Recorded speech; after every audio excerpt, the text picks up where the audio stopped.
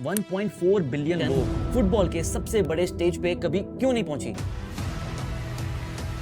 1950 Brazil और India qualified था। 1.4 billion लोग, दुनिया का सबसे ज्यादा पॉपुलेशन वाला देश, लेकिन वर्ल्ड कप की गिनती 0।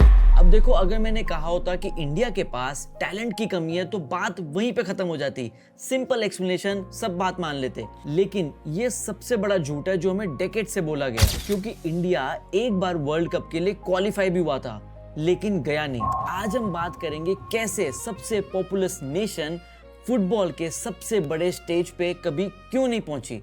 और स्पॉइलर अलर्ट, ये कोई टैलेंट इशू नहीं है, ये सिस्टम इशू है, ये प्रायोरिटीज का इशू है।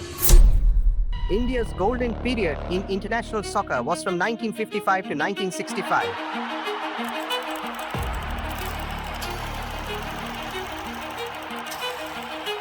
We have 9 10 problems.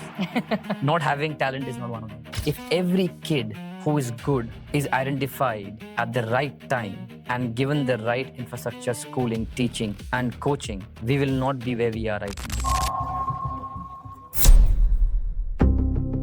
1950 Brazil FIFA world cup का 4th एडिशन और इंडिया क्वालिफाइड था। Don't be surprised, yes, India qualified था क्योंकि बाकी सारी एशियन कंट्रीज ने साउथ अमेरिका जाने से मना कर दिया था। Too far, too expensive. तो वहां स्पॉट खाली पड़ा था और इंडिया को ऑफर मिला। अब एक और चीज है जहां से स्टोरी इंटरेस्टिंग होती है। आपने सुना होगा कि फीफा में फुटबॉलर्स को बेयरफुट खेलने से मना कर दिया था, तभी इंडिया कभी फीफा वर्ल्ड कप में नहीं गया। वेल, ये झूठ है। 1950 में कोई भी ऐसा रूल नहीं था। मे बी इंडिया के पास पैसे नहीं थे ट्रैवल करने के लिए। Well, this is true, India के पास पैसे नहीं थे, लेकिन ब्राजील खुद स्पॉन्सर करने के लिए तैयार था कि आप आओ, आने जाने का खर्चा हम देंगे। बट तब भी इंडिया नहीं गया। बट वर्ल्ड कप से ज्यादा इंपॉर्टेंट क्या हो सकता है और ऐसी क्या वजह हो सकती है जो इंडिया ने उस टाइम पे वर्ल्ड कप में जाने से मना कर दिया? वेल, तब ओलंपिक्स था और ओलंपिक्स ज्यादा प्रेस्टिजियस था तब उस टाइम के वर्ल्ड कप से।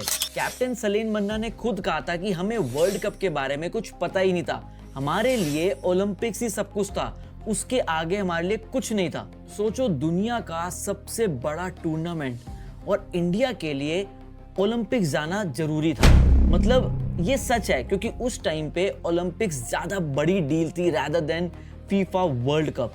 बट एक और इशू भी था, फिटनेस का गैप। जो इंडिया के डोमेस्टिक मैचेस होते थे वो 70 मिनट्स के होते थे और वर्ल्ड कप के मैचेस की ड्यूरेशन थी 90 मिनट्स। AIFF उन्होंने खुद ऑफिशियली स्टेटमेंट दी थी कि टीम सिलेक्शन गलत है और जो प्रैक्टिस के लिए टाइम मिल रहा है वो भी कम है।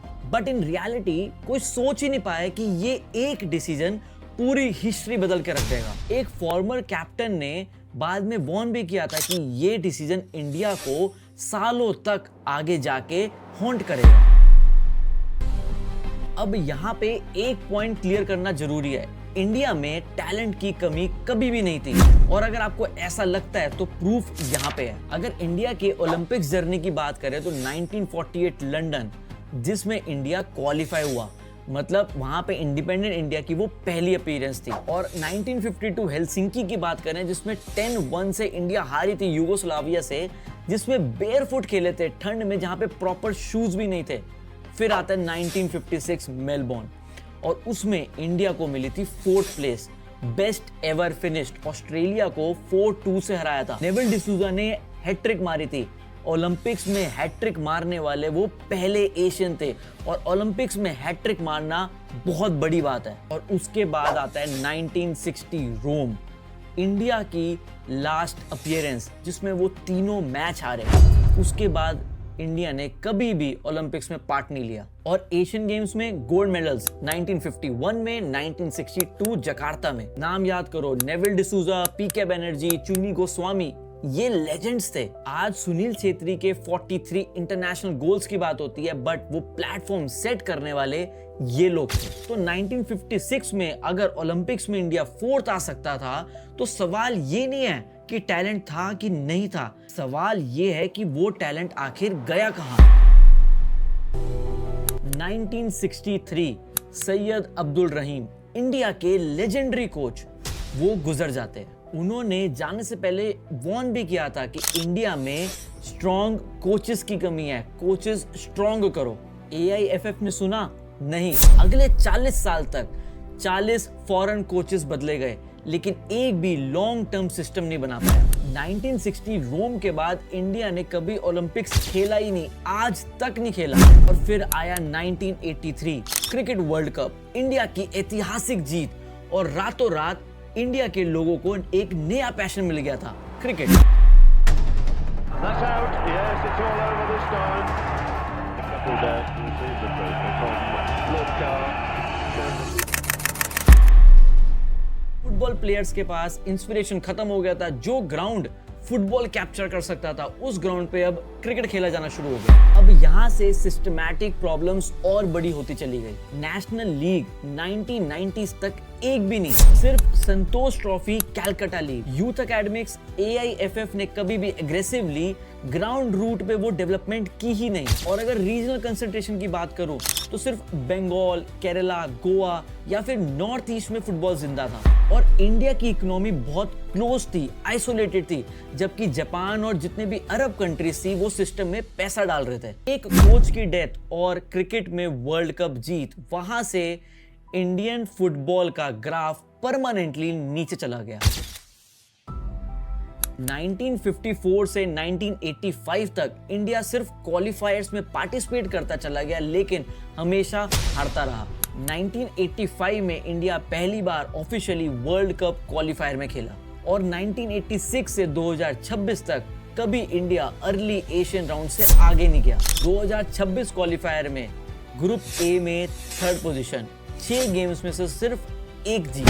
अगर करेंटली फीफा रैंकिंग की बात करूं जनवरी 2026, तो इंडिया की रैंकिंग 100-110 के आसपास है, जहां पे ब्राजील नंबर 1, अर्जेंटीना नंबर 2 और फ्रांस नंबर 3rd पोजीशन पे है। और सिर्फ यही नहीं, एशियन गेम्स में भी फुटबॉल में डिक्लाइन आया इंडिया के। 1951, 1962 तक गोल्ड मेडल से, लेकिन 1970 और 2020 तक या तो सिर्फ ब्रॉन्ज या फिर कुछ भी नहीं मिला। सुनील छेत्री ने एक बार बोला था, जो सारी चीजें सम अप कर देता है कि हमारे पास 99 प्रॉब्लम्स हैं, लेकिन टैलेंट ना होना उनमें से एक भी नहीं है। चलो अब सीधा पॉइंट पे आते हैं और 10 ऐसे पॉइंट डिस्कस करते हैं कि इंडिया वर्ल्ड कप से क्यों दूर है। सबसे पहला और important point, weak grass roots, youth academics नहीं है, सिस्टमैटिक कोचिंग ही नहीं है। सेकंड, क्रिकेट का डोमिनेंस, 1983 के बाद क्रिकेट ने फुटबॉल को डोमिनेट कर रखा है। थर्ड, नो लीग सिस्टम, 1990 तक कोई भी नेशनल लीग ही नहीं थी। Fourth, poor infrastructure. Fifth, AIF का करप्शन। 6, क्वालिफाइड से बचना। 7th, no youth system. 8th, closed economy. 9th, tactics, India अभी भी टैक्टिक्स में पीछे है, जहां पूरा वर्ल्ड आगे बढ़ गया, इंडिया कोप अप ही नहीं कर पाया उसको। 10th, फुटबॉल को कभी सीरियसली लिया ही नहीं, पॉपुलैरिटी के बावजूद अथॉरिटी ने इग्नोर किया, और उस लेवल तक इग्नोर होता चला गया कि आज अगर हम चाहें भी तो हमें बहुत कुछ करना पड़ेगा उस लेवल तक पहुंचने के लिए। ये 1.4 बिलियन का इशू नहीं है, ये इशू है कि जो बच्चे एक्चुअल में फुटबॉल खेल रहे हैं वो कितने ऑर्गेनाइज्ड तरीके से फुटबॉल खेल रहे हैं, कितने प्रॉपर कोचिंग के साथ फुटबॉल खेल रहे हैं। पॉपुलेशन कभी भी सोल्यूशन नहीं होता, सिस्टमैटिक वे से चलना ही आगे डिसाइड करता है कि वो कंट्री कहां जाएगी। 2014 में इंडियन सुपर लीग आया, उससे डोमेस्टिक फुटबॉल जरूर इंप्रूव हुआ, लेकिन ISL ने सिर्फ डोमेस्टिक लेवल पे इंप्रूवमेंट करी है, इंटरनेशनली क्वालिफाई करने के लिए भी it's still not enough. AFC Asian cup 2023 India group stage तक पहुंचा, फीफा रैंकिंग जरूर इंप्रूव हुई है slowly, but as I said कि अगर अभी भी इंडिया अपने इंप्रूव करना स्टार्ट करेगी, it will take a lot to reach that level. लेकिन कुछ भी इम्पॉसिबल नहीं है, इंडिया डेफिनेटली खेल सकती है, जैसा सुनील छेत्री ने बोला था, लेकिन सिस्टम अभी भी वही है, हमें प्रॉब्लम्स को ढूंढना पड़ेगा और उसके सोल्यूशन के लिए एक्ट करना पड़ेगा।